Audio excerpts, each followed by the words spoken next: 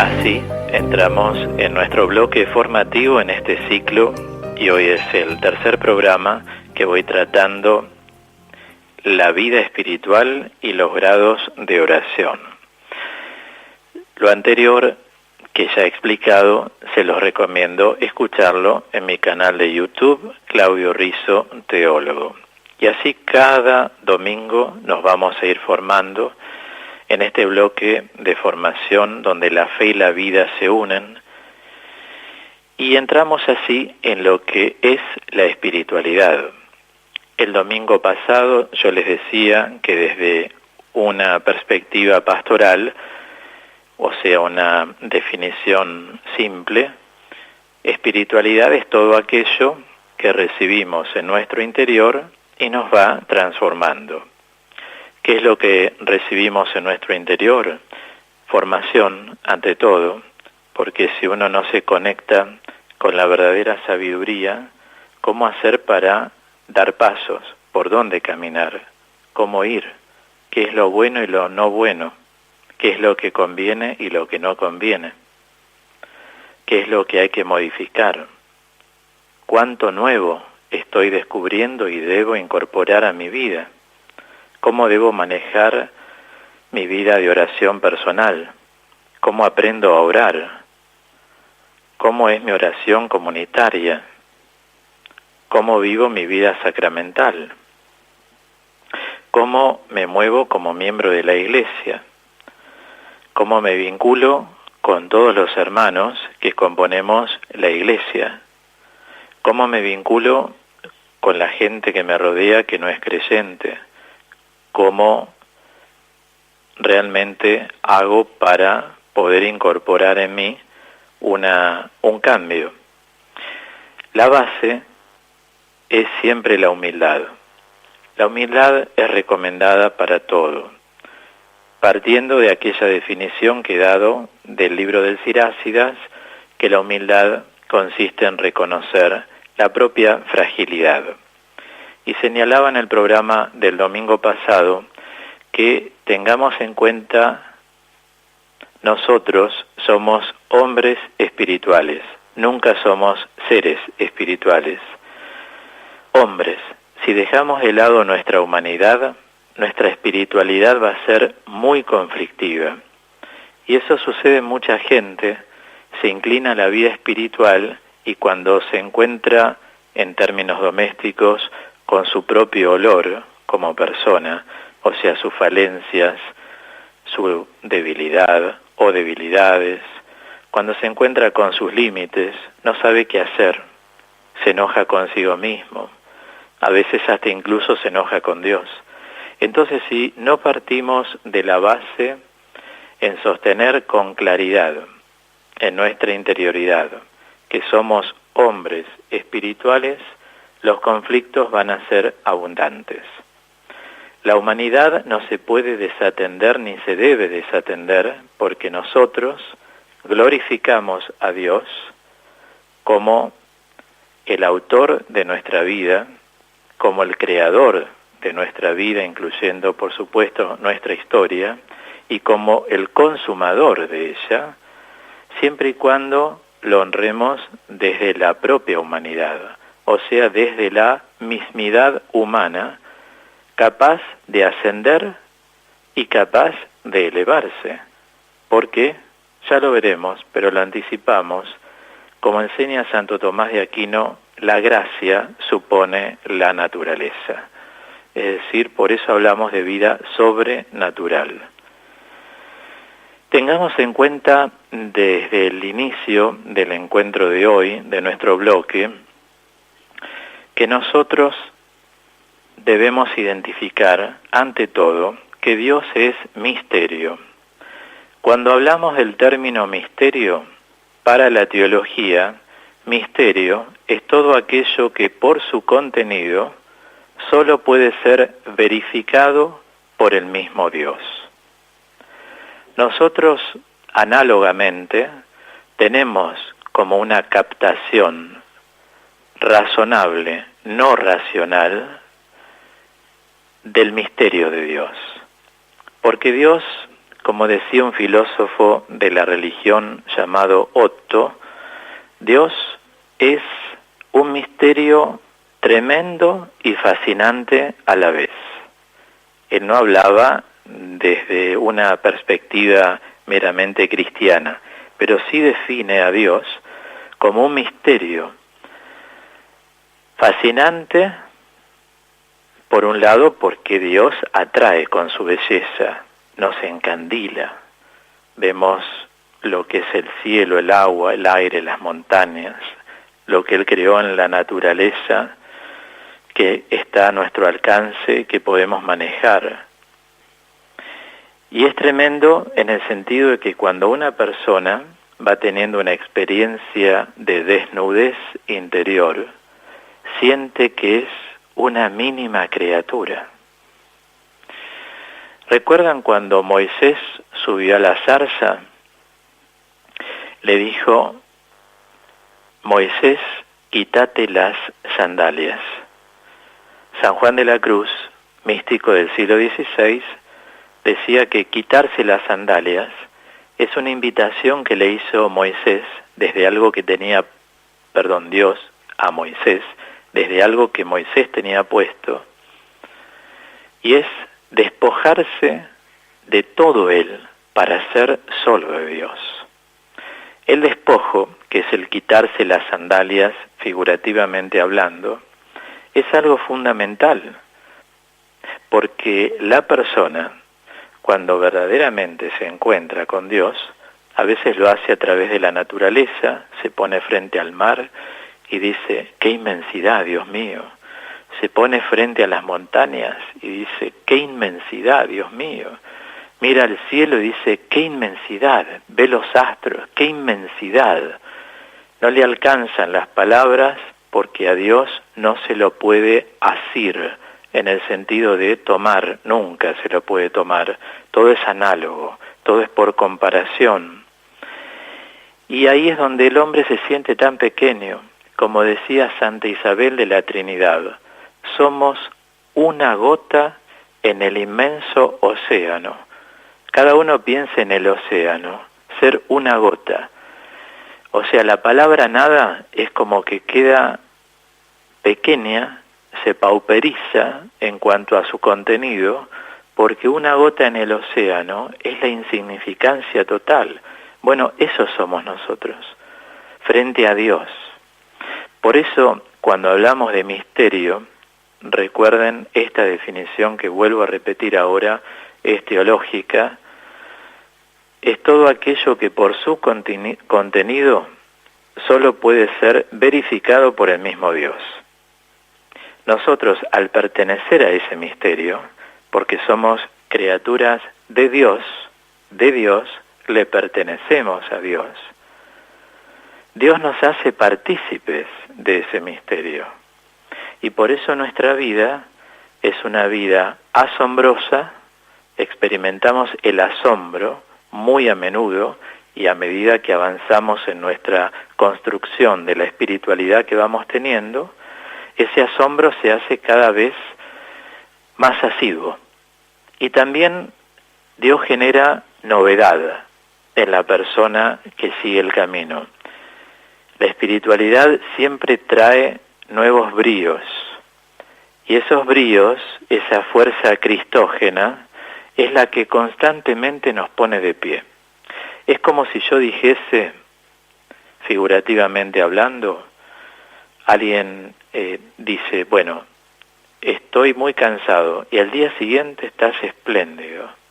Claro, algunos podrían decir, bueno, durmió bien, pero a veces no se trata de dormir bien o no dormir bien. Se trata del estado de ánimo que en parte el descanso físico tiene que ver, pero también hay una remoción, hay una liberación que hace el poder de Dios en el creyente. Como les digo, son cosas misteriosas, pero sí quisiera que entiendan esto. Como nosotros pertenecemos al misterio, porque Dios es misterio, Dios nos hace partícipes al pertenecer a Dios, al ser criaturas de Dios, al ser hijos en el Hijo de Dios, nosotros participamos de esta gracia que es poder participar de la naturaleza divina. Y dijimos que en este camino de gracia, lo establecí en el primer programa, necesitamos reunir las dos voluntades. Dios, que va en busca del hombre, y el hombre que responde a esa búsqueda porque escucha su voz. ¿Se acuerdan aquellas palabras de Samuel? Digamos, en el segundo libro, habla, Señor, que tu siervo escucha. ¿Será sonoramente? En pocos casos, pero uno escucha en el alma la voz de Dios. Por ejemplo, uno empieza a sentir una necesidad de Dios de estar con Él, de alabarlo, una necesidad de servicio, que no se puede describir si algo es primero y lo otro es segundo. Son cosas que concomitan permanentemente. Empezás a sentir más sed de Dios y necesitas más estar con otros hermanos que comparten la fe. Vas teniendo más vida de oración personal, querés integrarte a otras comunidades donde alaban y bendicen a Dios. Vas entendiendo un poco más el sentido de la iglesia, porque la iglesia carismáticamente es un misterio, a la iglesia se la describe como misterio. Las puertas del infierno no prevalecerán contra ella. Es decir, podríamos enumerar otros ejemplos, pero esto bastaría. Uno empieza a sentir gusto por las cosas de Dios, que a lo mejor en otras etapas de la vida pudimos o no haberlas tenido, ¿no? Haberlo tenido, el gusto por las cosas de Dios. Tal vez un programa como el nuestro años atrás no lo escuchabas, y ahora sí, porque ahora tu alma tiene esa necesidad, y como todas las necesidades, si no les respondemos, tenemos problemas. Cuando uno tiene hambre, si no come, se siente mal. Cuando uno tiene una necesidad espiritual, tiene que ir en búsqueda de poderla satisfacer, porque es un requerimiento que ya, por connaturalidad, Dios ha implementado en la naturaleza humana. Así es que empezamos a sentir esta atracción y entramos en un camino de espiritualidad. Un camino que puede ser bueno o puede no serlo. Prefiero decir puede no serlo y no decir puede ser malo, porque a veces es un camino que tampoco es malo, sino que es regular, sino que es muy paupérrimo, sino que es un camino pietista, donde la vida del creyente solo se basa en lo que siente en el momento o en la etapa de la vida, no tienen una espiritualidad firme, ya anclada en su ser de comunión con el Señor Jesús. Entonces, prefiero el calificativo que cada uno se lo pueda ir poniendo a medida que va participando del ciclo. Lo nuestro es construir una espiritualidad sólida. Entonces, con esta ambientación que ya he hecho desde la perspectiva pastoral, pastoral quiere decir edificante y entendible al alcance de todos, ahora sí me permito subir un escalón más arriba con ustedes, porque la idea es que cada vez crezcamos. Como dice Lucas 2:52, Jesús creció en sabiduría, en estatura y en gracia. En estatura, físicamente, en sabiduría, es en su comunión con el Padre. Entonces, nosotros también vamos a crecer en nuestra comunión con el Padre. Y no olviden este verbo para este ciclo. Construir. El verbo construir. Nosotros tenemos que construir o bien seguir construyendo nuestra espiritualidad. Va a haber oyentes que dirán, uy, tengo que hacer todo de nuevo, qué desencajadas que tenía las cosas o qué desencajados tenía los conceptos. Y ahora con lo que escucho a Claudio me doy cuenta que tengo que reconstruir. Tratemos de tomar lo que tenemos hasta ahora bueno, Lo que no va, vayamos sacándolo despacito, tranquilos, en un camino sin neurosis, porque la espiritualidad no puede traer aparejada la neurosis. Entonces, lo que no va, tengamos la humildad de reconocer y decir, esto entonces de ahora en más no me voy a manejar solo con lo que siento. También voy a escuchar las cosas que en una historia de 2019 años de iglesia, todos los grandes de la espiritualidad también vienen aportando, que se cruza siempre en la formación que yo he recibido y que les transmito a ustedes a través de los años, ¿verdad? Voy a definir ahora desde la teología qué es la espiritualidad. Ustedes escuchen atentamente, yo les voy a aclarar todo, pero sí es importante que ustedes traten de ir acercándose a este grado más alto al que vamos a subir en conocimiento. La espiritualidad es la disciplina teológica que explora sistemáticamente la presencia y la acción del Espíritu en la vida y en la conciencia del creyente y de la comunidad, describiendo su estructura y las normas de su desarrollo hasta el vértice. ¿El vértice cuál es? La santidad como perfección de la caridad. Vamos a empezar a analizar disciplina teológica. ¿Qué quiere decir? Es una parte del saber teológico que estudia el misterio de Dios en el hombre en este caso, porque la espiritualidad sin el hombre no existe. Es una espiritualidad encarnada en el hombre. Explora sistemáticamente. Entonces, ¿qué hace esta especialidad que es la que yo tengo en teología espiritual? Vamos analizando, vamos explorando.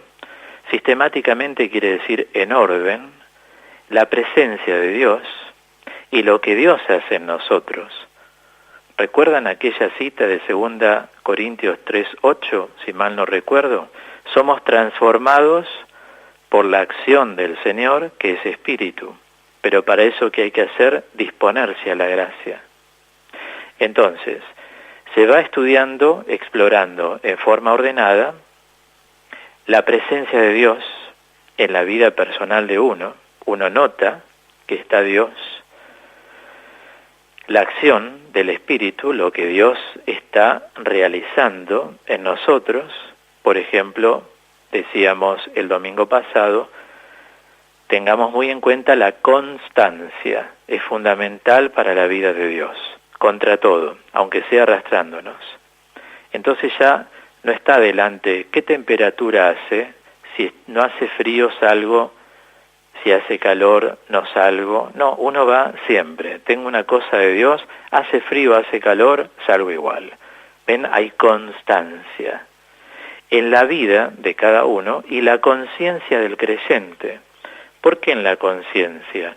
Porque lo que dirige la vida es la conciencia de un ser humano. La palabra conciencia, la que más se utiliza en griego en el Nuevo Testamento, es el término sunaidesis, que quiere decir conocer junto con. Entonces, la conciencia es la trama de todo lo que vamos conociendo de Dios. Si uno se manejó hasta ahora solamente por lo que sentía, es poco, porque eso sería personalizar a Dios. Uno tiene que abrirse para recibir y estar en consonancia con el anuncio de lo que Dios quiere para nosotros, no de lo que uno elabora en forma propia, como religiosidad, sino conocer a Dios basándonos en la Escritura, magisterio, tradición apostólica.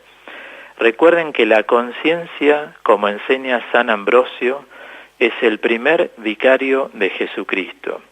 Esto significa que la conciencia de una persona es la que la representa ante Dios. Existe una conciencia que podemos llamar moral. ¿En qué consiste? En saber distinguir lo bueno y lo malo. Eso, por sentido común, cualquier persona, aunque no sea religiosa, tiene conciencia moral. Si tiene una patología mental importante, puede no saber distinguir lo bueno de lo malo. Pero tenemos que saber que conciencia moral es eso, distinguir en términos de normalidad lo bueno de lo malo. Esto conviene, esto no conviene. Esto es y esto no es. Ahora también existe una conciencia religiosa, que como dice la Gaudium et Spes del Concilio Vaticano II, Gaudium et Spes es un documento en el que se da a luz varias cosas, entre ellas se habla de la conciencia. Y en el punto 16 se nos habla de la conciencia religiosa, que consiste en escuchar la voz de Dios. ¿Cómo escuchamos la voz de Dios? En la palabra y en la formación. Básicamente en la palabra de Dios y en la formación. Entonces hay una conciencia del creyente donde Dios se va a manifestar porque uno va direccionando la vida desde su propia conciencia. Y también la conciencia de la comunidad iglesia. Si uno pertenece a una comunidad que va viviendo el Evangelio, seguramente la espiritualidad nuestra va a ser más acrisolada, va a ser más bella. No va a ser una espiritualidad de deprimidos, una espiritualidad de cruz entendida en un mal sentido de la palabra, una espiritualidad como arrastrada, ¿no? Si me permiten decir esa palabra. Es decir, es una espiritualidad viviente, porque es la espiritualidad de Cristo resucitado en medio de la comunidad. Y les decía, describiendo su estructura y las normas de su desarrollo hasta el vértice.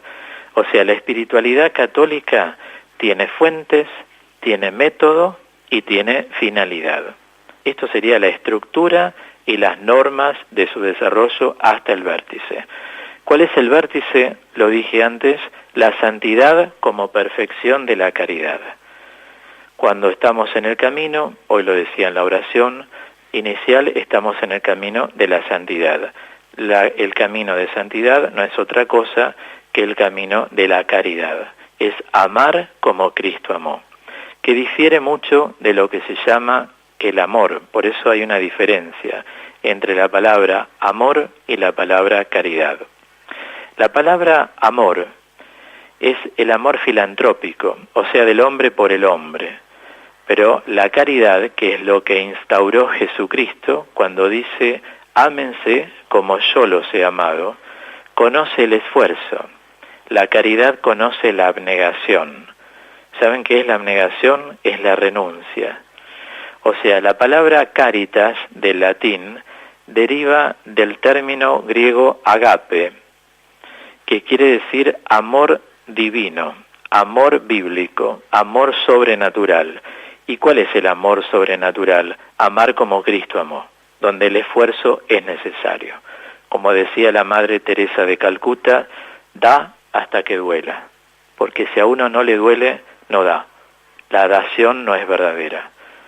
No es lo mismo dar lo que resta, ponerse uno en primer lugar, y lo que me sobra, el tiempo que me sobre, me voy a fijar, el tiempo que me sobre, voy a ver si te escucho, el tiempo que me sobre, voy a ver si te hago un favor. Cuando uno se pone en primer lugar, quiere decir que la caridad todavía de uno es mediocre. Uno prioriza las cosas que en cuanto a necesidad se advierten como algo propuesto por Dios. O sea, si vos ves que esa persona que está cerca necesita de tu escucha, escúchala. Pero no sé cómo voy a escucharla. Da hasta que te duela. Si esa persona necesita un favor y lo tuyo puede esperar, hacerle el favor primero a la persona y después uno. Pero el egoísmo de las personas no da para eso. Por eso uno tiene que ir trabajando mucho la humildad interiormente. La humildad siempre va a ser nuestra mejor compañera en la vida espiritual. Yo dije que en la estructura de la espiritualidad hay fuentes, hay método y hay finalidad. ¿Cuáles son las fuentes de la espiritualidad católica? Primero, la Sagrada Escritura. La Sagrada Escritura es una revelación objetiva y de por medio no podemos pasar por alto que en la Sagrada Escritura hay experiencias humanas históricas que han sido reveladas, ¿verdad? La historia es otra fuente. La historia en cuanto experiencia vivencial del pueblo cristiano. Nuestros inicios han sido muy crudos, muy pocos los recuerdan. Nosotros tenemos miles de mártires en el cristianismo, desde los apóstoles que han muerto todos martirizados. No hace mucho decía, ¿quién fue el apóstol que fue despellejado? Le fueron sacando por partes la piel de todo el cuerpo y la gente no me sabía contestar. Son cosas básicas que hay que saber. Fue San Bartolomé. Digo, a veces uno pregunta el nombre de los apóstoles y algunas personas ni lo saben todos. Yo no digo que está mal, digo simplemente que invito a la reflexión con esto. Y son las 12 columnas de la Iglesia. Y la gente muchas veces no sabe lo que ellos han padecido, y son los que nos abrieron las puertas. Después los miles de mártires que han ido a morir al circo romano, algunos en el Coliseo, otros quemados vivos en la Vía Apia, que era la vía principal de Roma, con el comercio exterior, cuando Nerón en el año 64, en su locura diabólica, mandó a iluminar Roma y a quemar a los cristianos vivos. Los ponían en cruces con túnicas enjugadas en cera, se lo ponían en el cuerpo y pasaban los soldados con antorchas y los quemaban vivos. ¿Quién habla de todo eso? Del martirologio, de ese libro donde tenemos tantos mártires. Nuestros inicios han sido muy fuertes. Por eso, sangre de mártires siempre es motivo de conversiones, ¿no? Cuando hubo mártires, ¿cuántos se han convertido? Los relatos de las experiencias interiores de los personajes bíblicos y de los santos son muy importantes, porque todos nos dan a luz enseñanzas.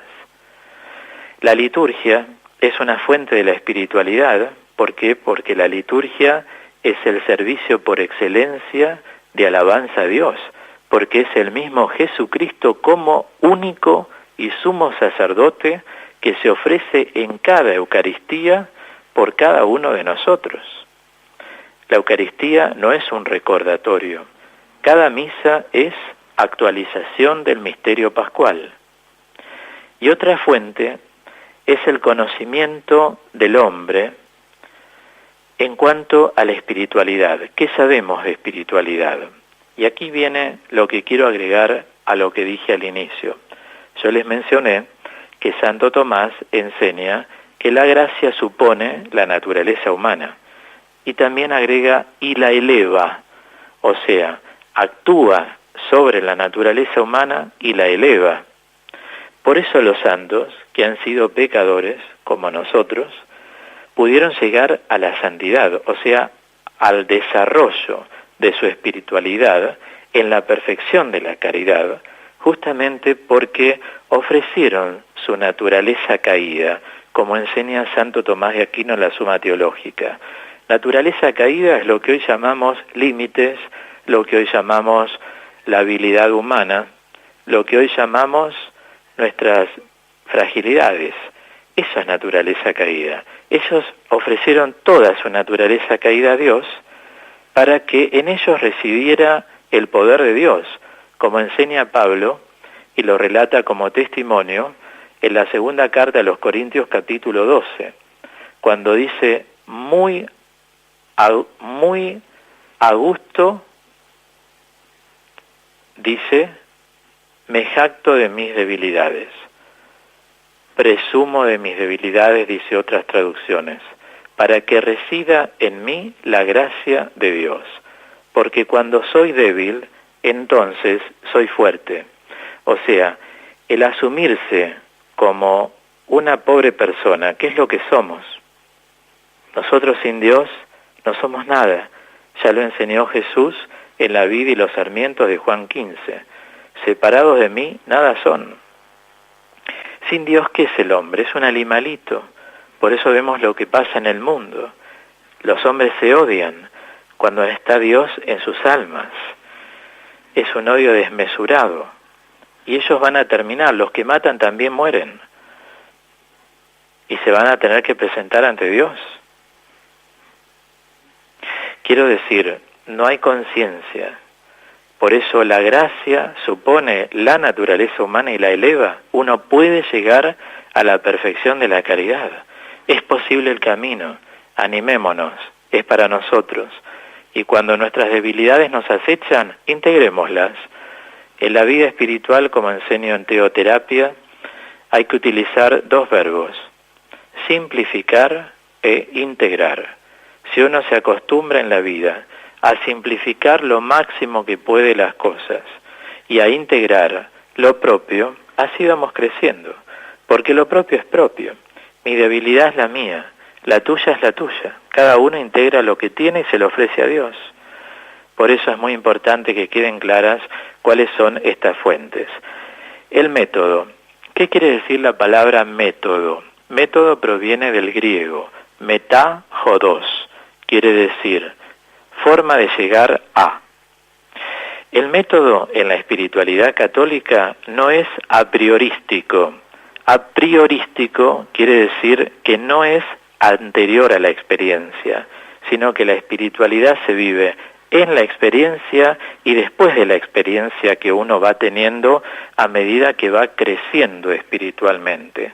Por eso digo que no hay cosas predeterminadas, sino por lo que vamos recibiendo a través de la escritura y de la formación interdisciplinaria, como la que compartimos nosotros, es desde ahí que en la experiencia cotidiana vamos teniendo esa forma de llegar a Dios. Dios llega a nosotros y nosotros llegamos a Dios. Tengamos presente que en el método, o sea, en la forma de llegar, se construye más bien desde lo vivencial real, no desde lo idealizado, desde lo imaginario. Por eso, el peor plano donde se puede situar un creyente es el plano imaginario. Creerse tal cosa cuando uno en la realidad cotidiana se huele de otra manera. Uno tiene que ser consecuente con uno mismo. Por eso digo, no temamos a nuestra humanidad. Hay gente que se castigaba con respecto a eso. No podían entender las reacciones que tiene la mente, el cuerpo. Entonces todo lo atribuían al mal espíritu y hacían como una guerra, como un combate. Fueron patologías espirituales muy graves que existieron en la historia. Ahora en el siglo en que vivimos muchas cosas se han descubierto. La teología es una ciencia. Como es ciencia, va profundizando en sus fuentes y va dando este alimento y lo saca evidenciado con fundamentos a los creyentes. La espiritualidad estudia siempre la resonancia en la conciencia de la relación hombre-Dios y el desarrollo de esa conciencia en su camino a la unidad. Entonces, a medida que la conciencia de ese conocer junto con y hacerlo vida se van complementando, hay una unidad entre la fe y la vida en nuestra espiritualidad, desde ese yo pecador, vuelvo a decir, nunca yo culpable, sino desde el yo hombre débil, como soy, camino alegre, y cuando me caigo sé que Dios me levanta y quiere que yo me levante también. Entonces, va ordenando ciertas normas el método, porque nosotros vamos descubriendo que no tenemos que temerle a nuestra debilidad, una norma.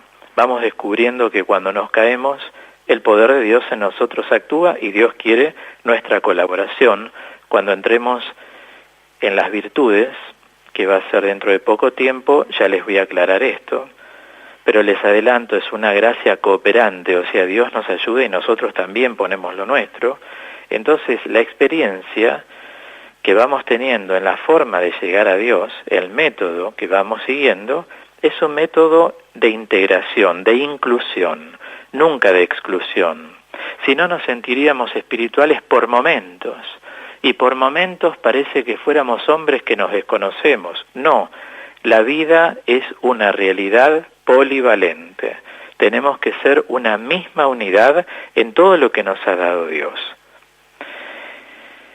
Así llegamos entonces a lo último, y hoy me he tomado todo este tiempo a la finalidad que tiene la espiritualidad en el bloque que estamos compartiendo. Hasta ahora decíamos, expliqué la definición de todo lo que es la espiritualidad a la luz del saber teológico. Luego, cuáles son sus fuentes, cuál es su método, y ahora llego a su finalidad. Bueno, entiendo que, como ya más o menos lo intuimos, una persona se va espiritualizando, se va cristificando para ser más de Dios, porque el objetivo, la finalidad de toda buena espiritualidad, ¿cuál es? Poseer al Espíritu Santo, para que, guiados por el Paráclito, que es el Espíritu de Dios, podamos así direccionar toda nuestra vida. En este sentido digo, el acento en la espiritualidad católica, a lo largo de los años, en los estudios que he hecho, se ha ido poniendo desde la preocupación por el universo interior de la persona, porque, como decía San Gregorio Magno, el hombre es un microcosmos, es un universo interior, ¿no? Y esa elevación a lo divino, a la actuación de la gracia en uno, en el servicio a los demás, a la iglesia, a uno mismo, esas coordenadas histórico-culturales que se encuentran y las vamos aceptando como propias junto con nuestra espiritualidad y la integración de ese yo, influyen en ese desarrollo de la vida espiritual. Por tanto, se trata, nuestra construcción de la espiritualidad, de llegar al punto de encuentro. ¿Cuál es el punto de encuentro? Yo los sumarizaría en dos, o sea, hacer de uno dos. Hay un punto de encuentro en la vida espiritual a medida que uno crece entre lo que llamamos lo empírico, que es lo que vamos experimentando cada uno en su vida interior, la formación, vida de sacramentos, el servicio, la oración personal, la oración comunitaria. Lo empírico es esto, y lo sistemático, que es, me conecto, oriento mi vida espiritual ahora a partir de un principio ordenador.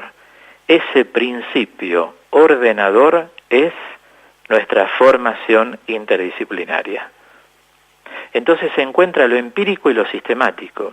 Y por otro lado, hay un encuentro entonces entre lo que uno va viviendo y la racionalización de esos elementos desde la fe que vamos obteniendo a través de la formación. Así nace nuestra espiritualidad diáfana. Hay diafanidad en nuestra espiritualidad en la medida que uno se desnude cada día frente a Dios desde que comienza la mañana. Si el grano de trigo no cae y muere, no da frutos. Como dice San Pablo, desnudémonos de las obras de las tinieblas y vistámonos de las obras de la luz. Los dejo para la reflexión. Siempre recuerden que en el canal de YouTube van a poder escuchar todo este programa nuevamente. Claudio Rizzo, teólogo. Mi canal de YouTube. Claudio Rizzo con Z, teólogo. Y acompañamos esto tan bello que ilumina nuestra vida interior en la voz de Marcos Witt, que le canta al Señor y a la comunidad cristiana: enciende una luz.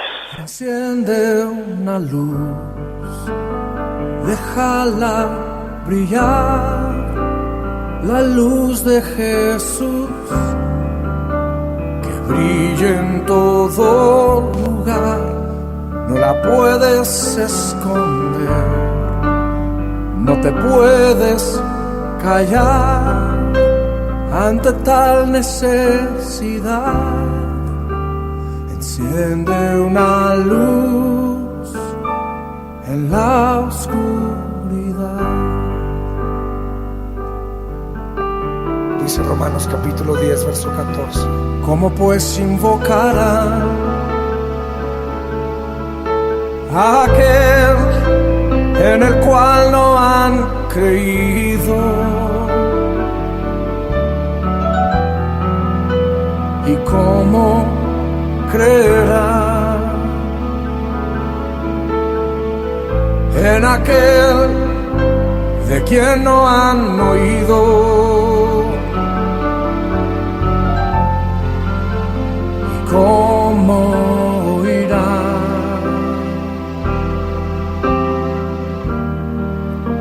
si nadie les predica?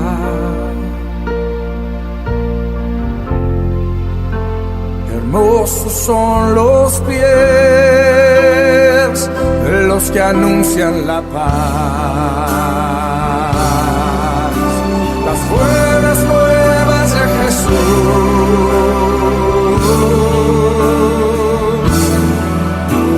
Enciende una luz, déjala brillar, la luz de Jesús. En todo lugar, no la puedes esconder, no te puedes callar ante tal necesidad. Enciende una luz en la oscuridad.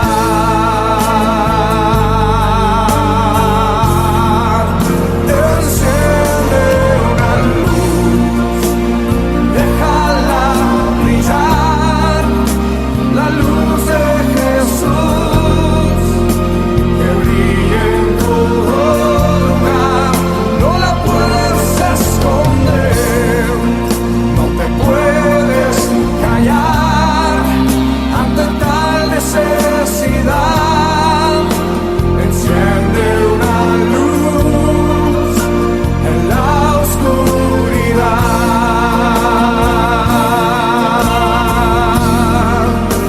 Enciende una luz, déjala brillar, la luz de Jesús, que brille en todo lugar. No la puedes esconder, no te puedes callar ante tal necesidad. Enciende una luz en la oscuridad. Enciende una luz y déjala brillar, la luz de Jesús, que brille en todo lugar. No la puedes esconder, no te puedes callar ante tal necesidad. Enciende una luz en la oscuridad. Jesucristo dijo: por tanto, id y haced discípulos a las naciones, bautizándolos en el nombre del Padre y del Hijo y del Espíritu Santo, enseñándoles que guarden todas las cosas que os he mandado. Y he aquí que yo estoy con vosotros todos los días hasta el fin del mundo. Amén. Enciende una luz en la oscuridad.